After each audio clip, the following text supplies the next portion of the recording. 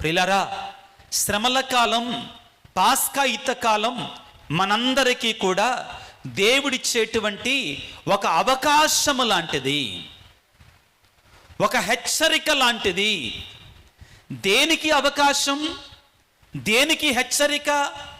మారు మనసు పొందడానికి అవకాశం, హృదయ పరివర్తన చెందడానికి, పాపాన్ని విడిచిపెట్టడానికి హెచ్చరిక, దేవుని సన్నిధికి రావడానికి దేవునికి గొప్ప పిలుపు. ప్రియులకు దేవుని బిడ్డలారా, ఈ శ్రమల కాలములో దేవుడు మనందరికీ కూడా చేసే హెచ్చరిక ఏమిటి అంటే, ప్రియమైన బిడ్డ, నీ పాపాన్ని అంగీకరించో, నీ చెడును అంగీకరించో, నీ పాప జీవితాన్ని విడిచిపెట్టో, నీ రోత జీవితాన్ని విడిచిపెట్టో. ఎందుకంటే రాకడ సమయము దగ్గరలోనే ఉన్నది. యేసయ్య రాకడ సమయము దగ్గరలోనే ఉన్నది. నీ జీవితం, నీ బ్రతుకు ఈ లోకములో శాశ్వతము కాదు. ఈ జీవితం అనేటువంటిది ఈ లోకములో శాశ్వతం కాదు ప్రియులారా. ఈ బ్రతుకు అనేటువంటిది ఎప్పుడు, ఎక్కడ, ఏ విధముగా, ఎప్పుడు మనం విడిచిపెట్టాలో మనకెవరికి తెలియదు. గుర్తుపెట్టుకో ప్రియ దేవుని బిడ్డ, జాగ్రత్తగా ఆలకించండి. నిన్న సాయంత్రం 11:30 గంటల వరకు ఇక్కడ దేవుని యొక్క వాక్యాన్ని బోధించిన తర్వాత నేను ఇంటికి వెళ్ళాను. నేను ఎక్కువగా న్యూస్ ఫాలో అవుతానండి. ఏంటిది? వార్తలు ఎక్కువగా చూస్తూ ఉంటాను. ఎప్పటికప్పుడు వార్తలను ఎక్కువగా చూసే అలవాటు ఉంది. సీరియల్ చూసే అలవాటు లేదు లేయ్యా అమ్మా. అదేవిధంగా సినిమాలు చూసే అలవాటు అస్సలు లేదు. ఛానల్ అయింది అది పోయి కూడా, అది కూడా పోయి ఛానల్ ఏదైనా యేసుప్రభు సినిమాలు కానీ అనే హిస్టారికల్ ఇంగ్లీష్ ప్రత్యేకమైనటువంటి ఏదైనా యేసుప్రభుకు సంబంధించినటువంటి వచ్చేటువంటి డాక్యుమెంటరీస్ తప్ప అది కూడా ఛానల్ అయింది పోయింది. కానీ వార్తలు మాత్రం ఎప్పటికప్పుడు తెలుసుకుంటాను. నిన్న సాయంత్రం ఇక్కడ దేవుని యొక్క వాక్యాన్ని బోధించిన తర్వాత ఇంటికి వెళ్ళి నిద్రకు ఉపక్రమిస్తుండగా నా ప్రార్థన నేను చేసుకోవటానికి ముందుగా చివరిగా వార్తలు ఏమున్నాయని జస్ట్ అట్ట ఫోన్లో ఒక్కసారి చూడగానే ప్రియులారా, భయం కలిగించేట్లు వార్త. నీవు నేను ఏ విధముగానైతే ఇక్కడ కూర్చున్నామో అదే విధముగా నిన్న ప్రియులారా, ఇదిగో అదే 11 గంటల సమయంలో, అదే 11 గంటల సమయంలో మయన్మార్ ప్రాంతంలో జరిగిన వాస్తవం చెప్తున్నాను మీతోటి. కల్లిబొల్లు కబుర్లు కాదు. మీరు చూసే ఉంటారు వార్తాపత్రికలలో ఈ రోజు పొద్దున్నే మయన్మార్ ప్రాంతంలో పిల్లరా, థాయిలాండ్ ప్రాంతంలో పిల్లగు దేవుని బిడ్డలారా, ఇదిగో భూకంపం వచ్చింది. భూకంపం వచ్చింది. ఈ రోజు ఉదయానికి 1000 మంది చనిపోయారు. అక్కడ వచ్చినటువంటి భూకంపం ఎంతసేపు తెలుసా? 7 సెకండ్లు మాత్రమే. Just 7 seconds. ఎన్ని సెకండ్లు అండి? 7 సెకండ్లు అండి. 7 సెకండ్స్. 7 సెకండ్లు. వార్తలు ఏమని చెప్తున్నాయి తెలుసా? భయపెట్టడానికి కాదండి, జరిగిన వాస్తవం ఇది. పేపర్లో వచ్చింది, న్యూస్లో వచ్చింది. 7 సెకండ్లు భూకంపం అండి. ఎన్ని సెకండ్లు? 7 సెకండ్లు. 7.1 రెక్టర్ స్కేల్ మీద వాళ్ళు నమోదు చేశారు భూకంపాన్ని. ఏం జరిగిందో తెలుసా ప్రియులారా? ఈరోజు ఉదయానికి 1200 మంది ఆ బిల్డింగ్ శిథిలాల కింద పడి చనిపోయారు. చెప్పేది ఏంటంటే ఇంకా చాలామంది ఆ భూకంపంలో కూలిపోయిన ఇళ్ల కింద శవాలుగా ఉన్నాయంటండి. ప్రియులారా, మన జీవితానికి, మన బ్రతుకుకి ఎవ్వరు కూడా గ్యారంటీ ఇవ్వలేరండి. అనుకో మాకో, నాకేంటి ఆరోగ్యంగా ఉన్నా, నాకేంటి బలంగా ఉన్నా, నాకేంటి దృఢంగా ఉన్నా, రోజు ఎక్సర్సైజులు చేస్తున్నా, ఏం చేస్తున్నా? ఎక్సర్సైజులు చేస్తున్నా, ప్యాకులు పెంచా, 6 ప్యాకులు పెంచా, 8 ప్యాకులు పెంచా, ఏ పని చెయ్యో. అర్థమైందా ప్రియులారా? 2 సంవత్సరాల క్రితం, 3 సంవత్సరాల క్రితం గుర్తుపెట్టుకోండి, రోజు కూడా చాలా మంచిగా ఎక్సర్సైజులు చేసేవాడండి ఒక మంచి హీరో. ఎక్కడ? పునీత్ రాజ్ కుమార్. ఎవరు? వార్తల్లో ఉందండి, పునీత్ రాజ్ కుమార్ గారు. ఆయన బాగా ఎక్సర్సైజ్ చేసేటువంటి వాడు. ఎక్సర్సైజ్లు చేస్తూనే ఏమయ్యాడు? హార్ట్ అటాక్ వచ్చి చనిపోయాడు. జరిగిన వాస్తవాలు. ఈ సంవత్సరం మరొకసారి హైదరాబాదులో పిల్లరా ఒక డిఎస్పి గారు షటిల్ ఆడుకుంటా ఏదో నొప్పిగా ఉండి జస్ట్ అలా వంగాడు అంతే. వంగి ముందుకు పడి అక్కడికక్కడే చనిపోయాడు.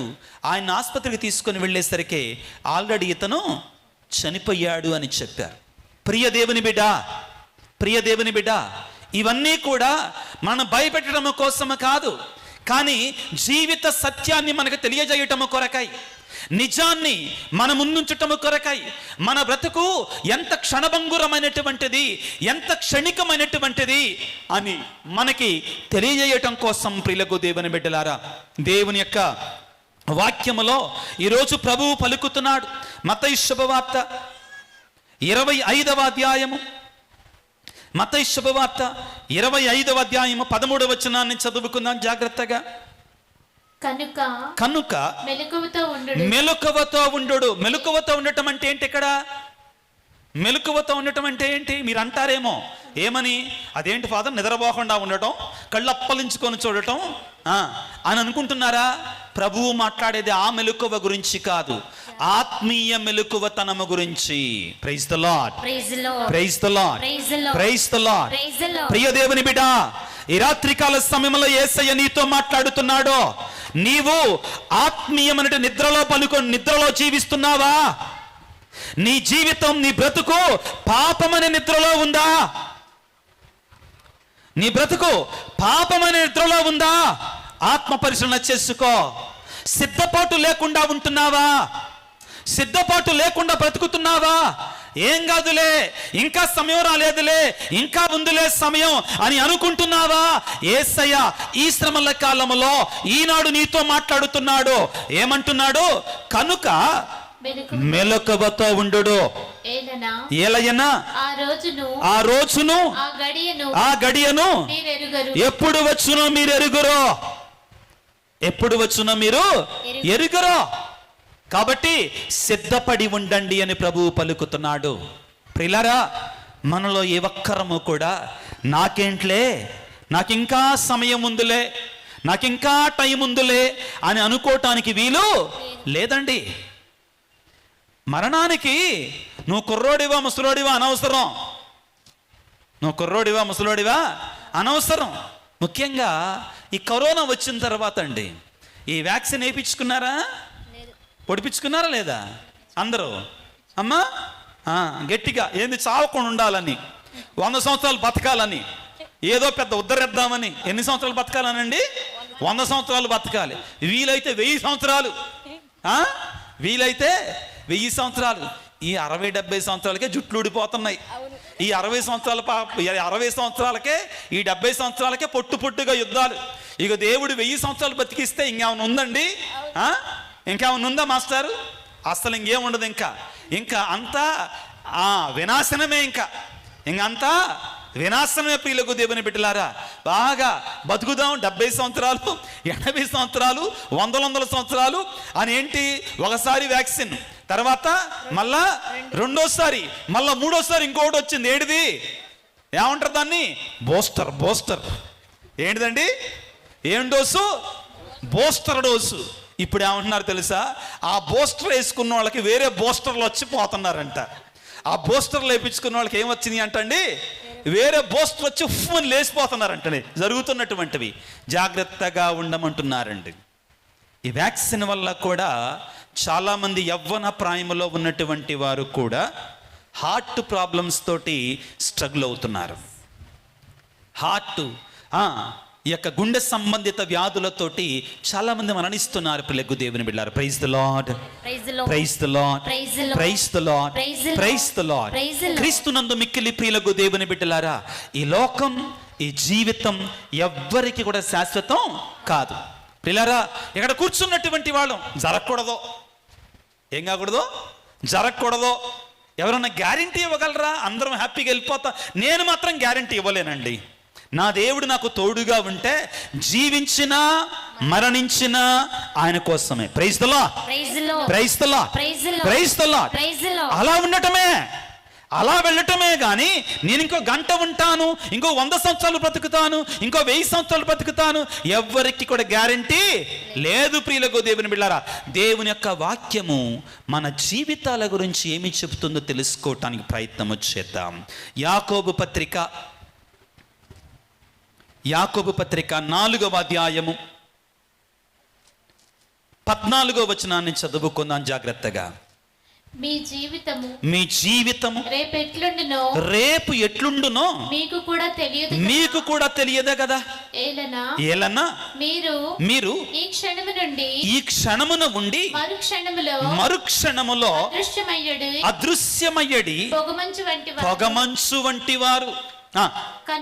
కనుక ప్రభువు అనుగ్రహించినచో ఎట్లో ఒక రకంగా జీవించి ఏదో ఒకటి సాధించము అని పలకాలి గాని గర్వానికి వెళ్ళకూడదు.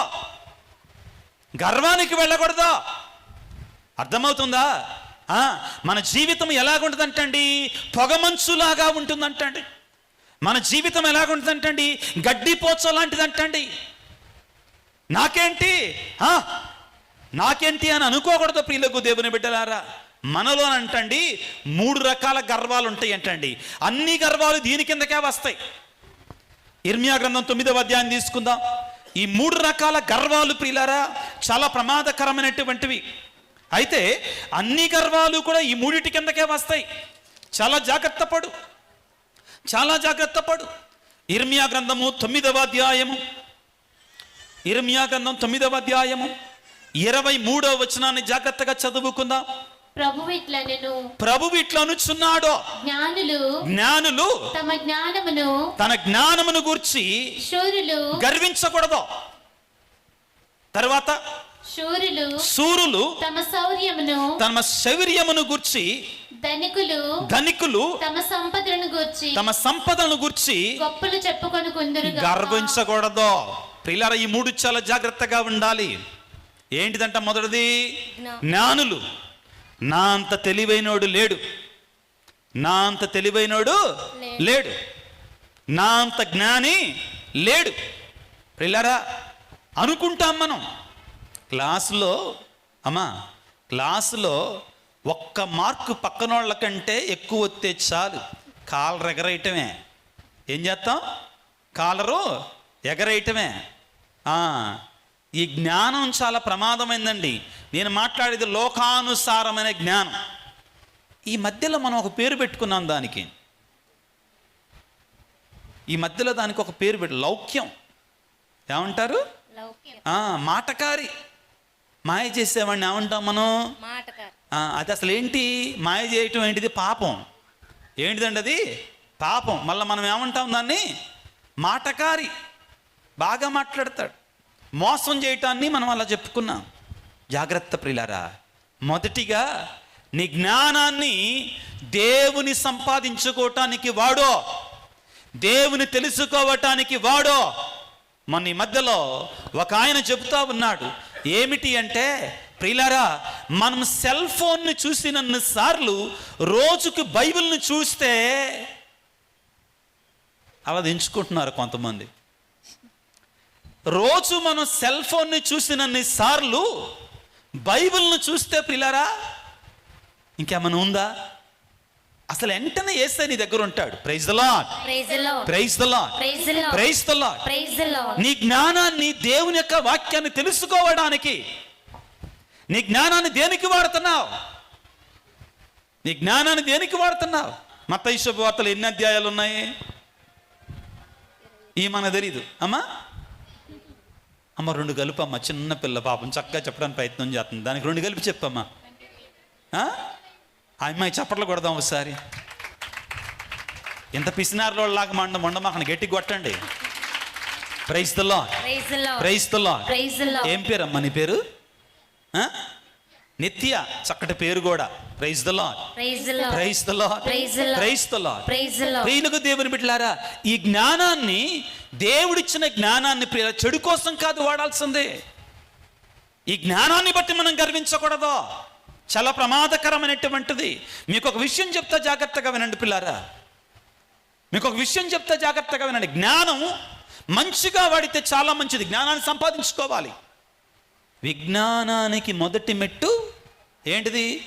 దేవుని యెడల భయభక్తులు కలిగి ఉండటమే. Praise the Lord, praise the Lord, praise the Lord, praise the Lord, praise the Lord. కానీ అదే విజ్ఞానాన్ని దేవుని యెడల భయభక్తులు లేకుండా నువ్వు సంపాదిస్తే అది మేలుకు బదులుగా కీడు చేస్తుందండోయ్. ప్రమాదం. వినండి జాగ్రత్తగా ప్రియులారా. ఆటం బాంబు కనిపెట్టింది ఎవరో తెలుసా?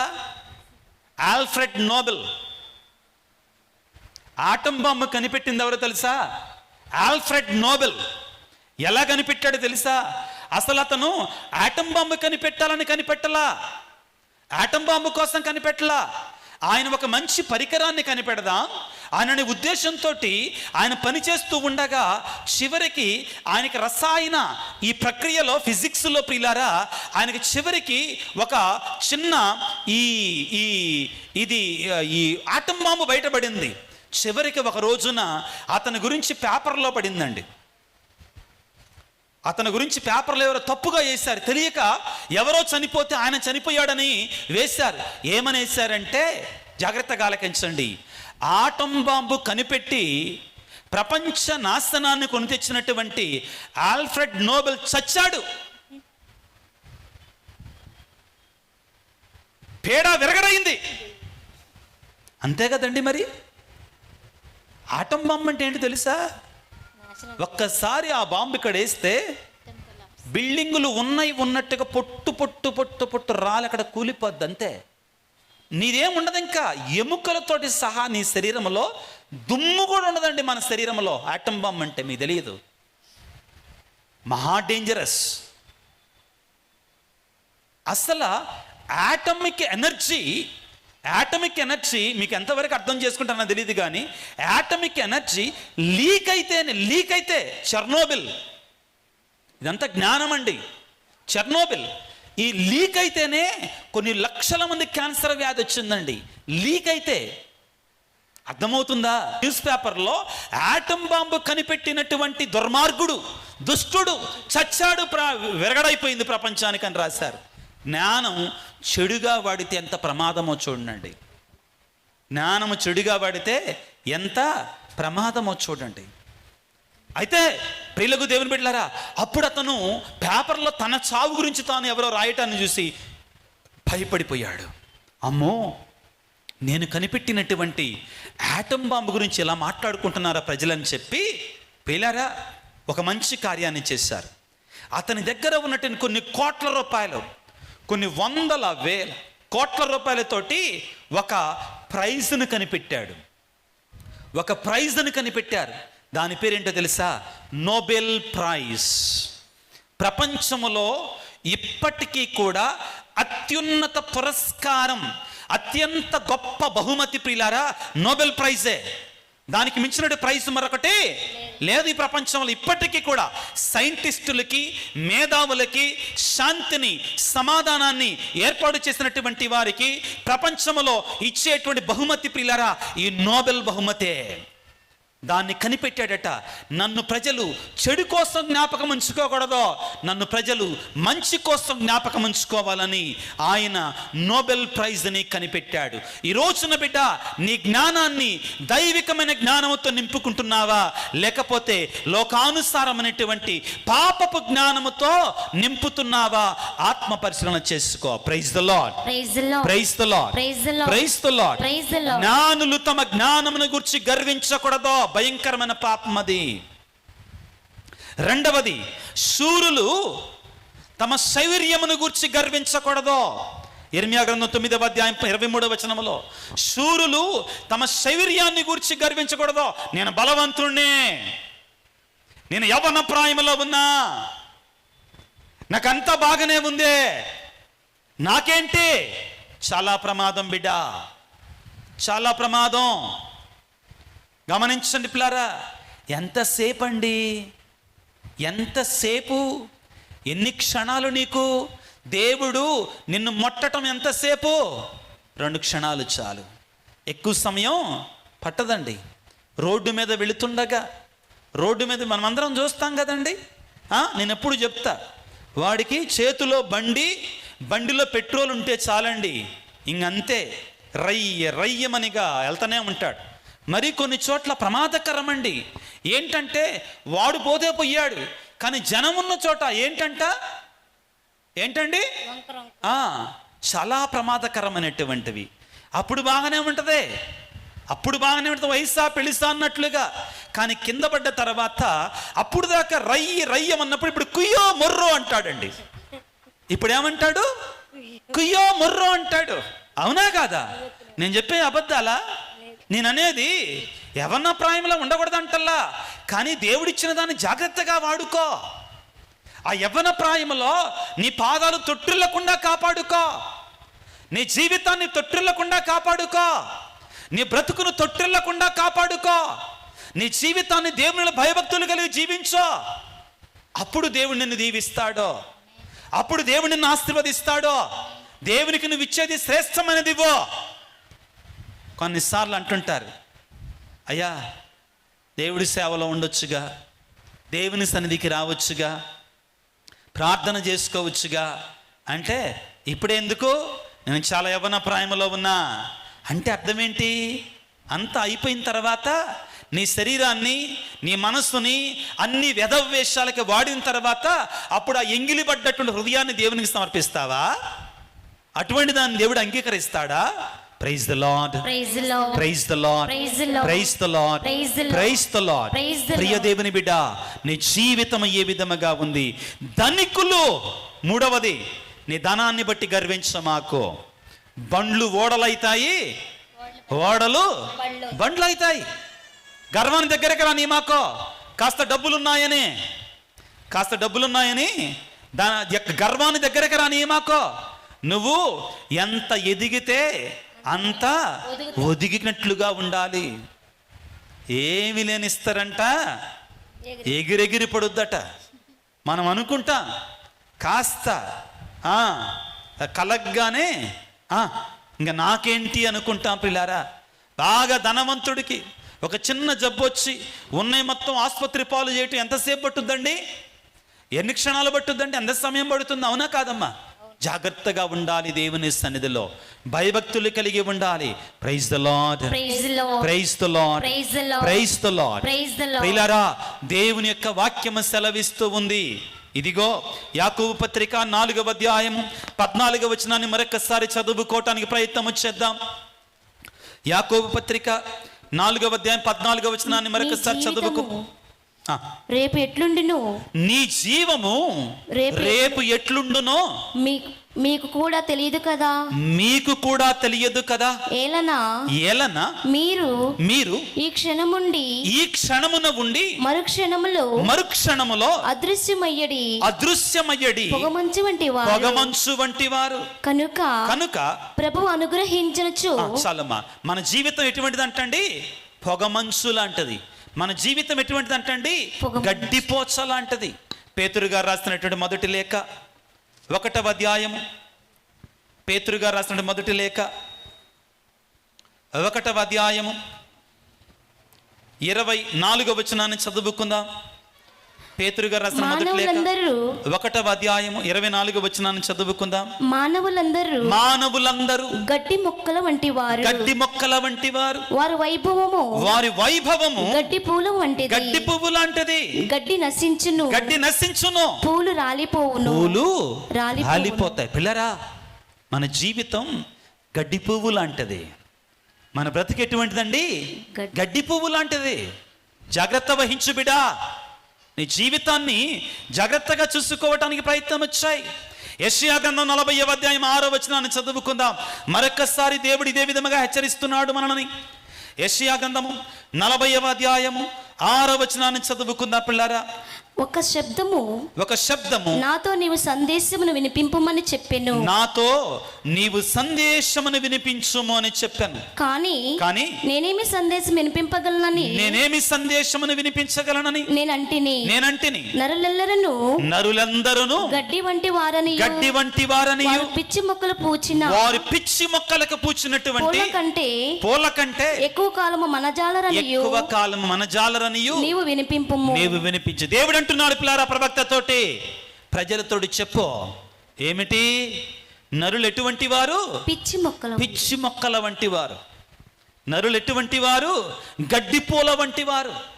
నరులు ఎటువంటి వారు? పొగమంచు వంటి వారు. నరులు ఎటువంటి వారు? పిల్లారా, పొగలాంటి వారు. అప్పుడు వస్తుంది, అప్పుడే పోతుంది పిల్లారా. Praise the Lord. Praise the Lord. Praise the Lord. Praise the Lord. Praise the Lord. Praise the Lord. Praise the Lord. Praise the Lord. ప్రియులకు దేవుని బిడ్డలారా, ఈనాడు అంటున్నాడు, ఈనాడు యేసయ్య అంటున్నాడు పిల్లారా, 5 కన్యలు, బుద్ధి లేనటువంటి కన్యలతో యేసు ప్రభు అంటున్నాడు. మత్తయి శుభవార్త 25వ అధ్యాయములో యేసు ప్రభు నిన్ను నన్ను అంటున్నాడు. ప్రియులకు దేవుని బిడ్డలారా, ఏమంటున్నాడు? 13వ వచనములో, కనుక మెలకువతో ఉండడు, మెలకువతో సిద్ధపడి ఉండండి. సిద్ధపడండి బిడ్డలారా. ఏలయనా ఆ దినము, ఆ గడియ ఎప్పుడు వచ్చునో మీరు ఎరుగరో. ప్రియ బిడ్డ, నువ్వు సిద్ధపడ్డావా? నీ జీవితాన్ని సిద్ధపరుచుకున్నావా? ప్రభు రాకడ ఎప్పుడు వచ్చునో ఎవరికి కూడా తెలియదో. నువ్వు సిద్ధపడి ఉన్నావా? ఆత్మ పరిశీలన చేసుకో.